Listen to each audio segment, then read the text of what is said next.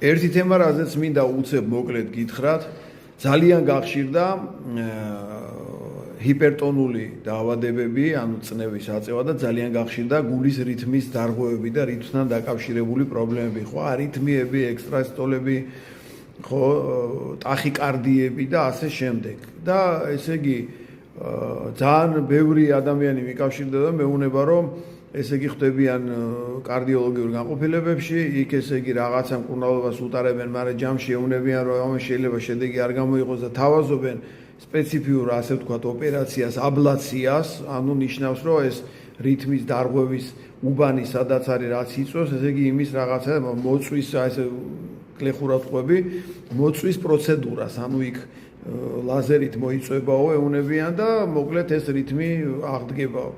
მაგრამ ყველაზე მთავარი, რომ მიზეზი, გამომწვევი მიზეზი უმეტეს შემთხვევაში, 2-დან 1 შემთხვევაში კი არა, 3-დან 2 შემთხვევაში მიზეზი არის რამდენიმე მიკროელემენტის ბალანსის დარღვევა. ეს არის განსაკუთრებით კალიუმი, მაგნიუმი, კალციუმის ბალანსის, განსაკუთრებით კალიუმის და მაგნიუმის დეფიციტის გამო და 2-დან 3-დან 2 შემთხვევაში ამ ყველაფრის გამოსწორება ძალიან მარტივად შეიძლება საკვების ისეთი საკვების მიცემით, რომელიც ბევრია კალიუმი და მაგნიუმი, ან თქვა დანამატების დამატებით და როგორც წესი ეს პრობლემა სამუდამოდ იხსნება. მათ შორის წნევიანი ადამიანები ახალგაზრდებშია ძალიან ხშირი მოდიან და ზუსტად იგივე პრობლემა, იგივე პირობებით, იგივე რაღაცების მიცემით ეს პრობლემა სამუდამოდ იხსნება.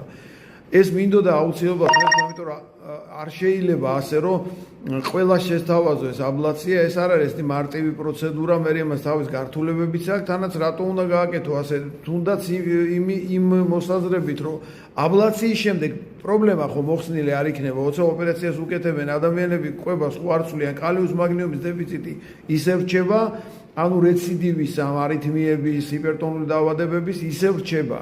იმის მაგერად რომ მიზეზი მოიხსნას, იგი შედეგზე მუშაობენ. ეს ყველაფერი მინდოდა მეთქვა, თუმცა რა თქმა უნდა არიან ისეთი არითმოლოგები, ექიმები, რომელიც ამას მკურნალობენ, არიან რომლებიც იციან ეს მიზეზი და სამართლიანად და კეთილსინდისიერად ეუნებიან პაციენტებს, მაგრამ მე მქონდა ესეთი შემთხვევები, ეხლა არ მინდა გითხრათ როგორ სად და რანაირად, მაგრამ ესე იგი იმის მაგერად რომ მიზეზი მოიხსნა და ეს შემოითავაზებინათ, ესე იგი იმ წუთში აბლაციები და ასე შემდეგ.